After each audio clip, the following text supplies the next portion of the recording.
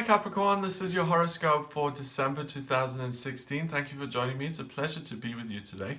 Now, the good news is that on the 3rd of December, Mercury, the planet of communication and ideas and the way you think and communicate, that goes into your sign of Capricorn in your first house.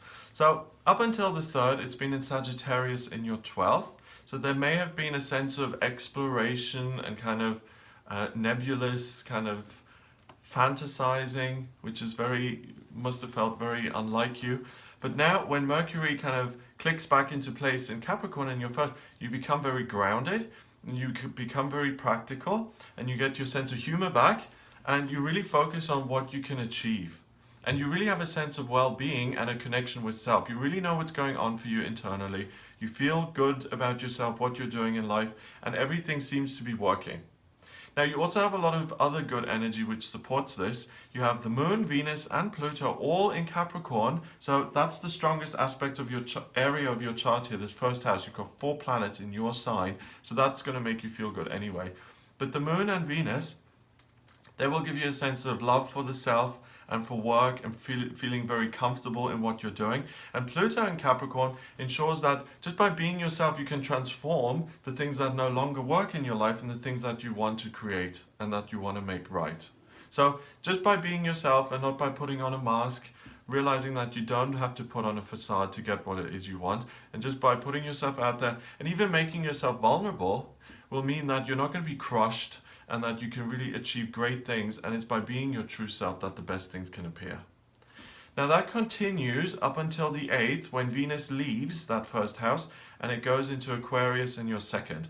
Now Venus is the planet of love and creativity and beauty, and in Aquarius she's very inspired. So you will notice that the wheels are kind of turning in the background here, and you will start to get some fabulous, wonderful ideas about your career and what else you could do to create finance and wealth for yourself.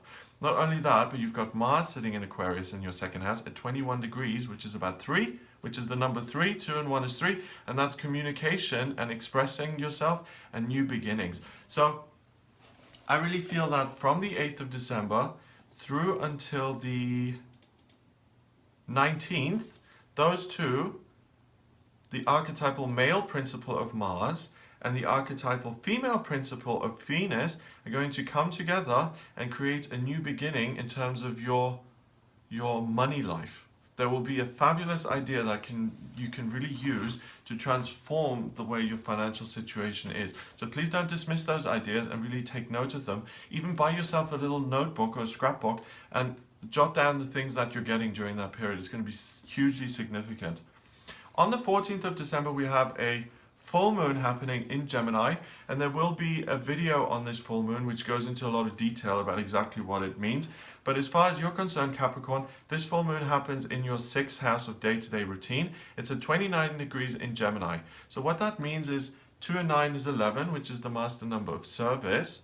And Gemini is also an 11, it's a doorway, it's a Roman numeral 2. So it's 1111, and it's in your 6th house of day-to-day routine. So that works connected with the inspiration that you've been getting from Venus and Mars in your second, and these ideas that you've been getting. If you walk through the door of pursuing them and doing something with them, your whole life can change.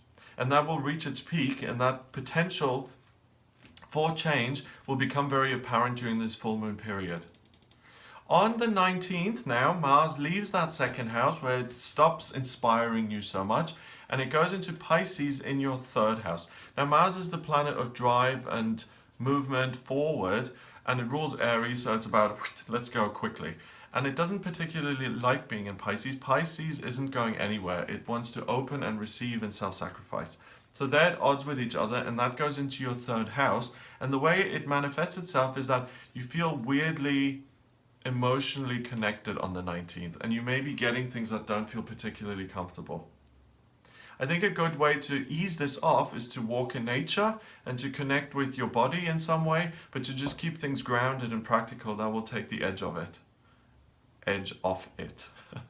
Mercury goes into retrograde as well on the 19th, and that's in Capricorn in your first, okay? So you're going to be impacted by this Mercury retrograde because it's directly applicable to you. And the sense of self-love and connection with the self and everything is hunky-dory will start to feel a little bit more stifled, and the connection with self and really trying to figure out what it is you're trying to do or what the dreams are, that'll become more difficult. So try and make those decisions before the 19th and put some things into practice that you can just then see through, and you don't have to question and soul search so much, because that's not the best activity here after the 19th for you.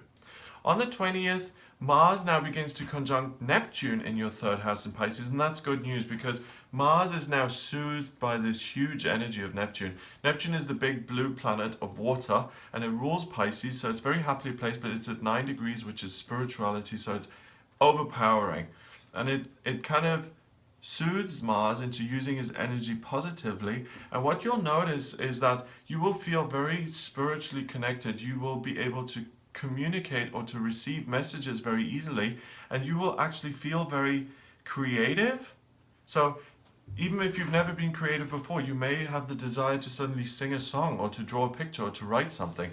Plus, you will also feel very intuitive, and you will be able to get messages from the other side, or you'll know who's ringing before you pick up the phone, or you'll be able to start working with tarot cards or astrology if that's something you're interested in, and really discover you have a knack for it. And Mars, now being soothed by Neptune, doesn't happen very often, and this conjunction stays in place until the 10th of January. So you've got 20 days here to really progress in whatever field you want, creative or intuitive, and to really get that under your belt as a skill, as a tool that you can use.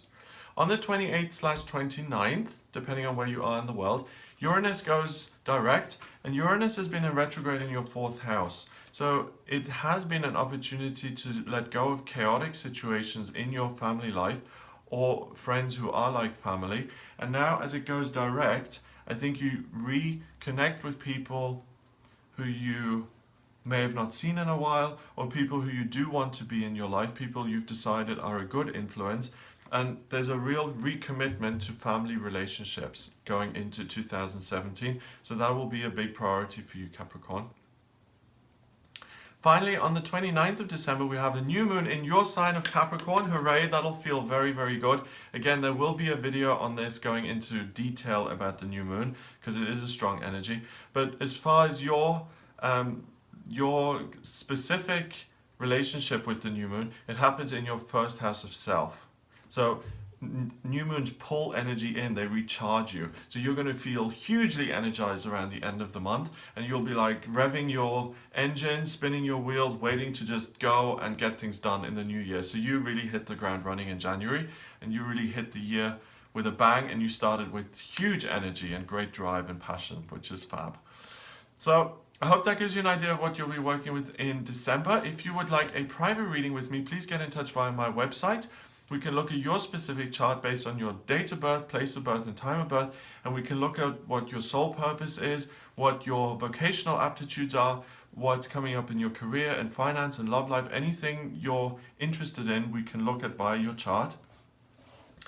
So the website is gregoryscott.com. Click on the readings tab to order your reading. Please subscribe to this channel, and I'll speak to you next month.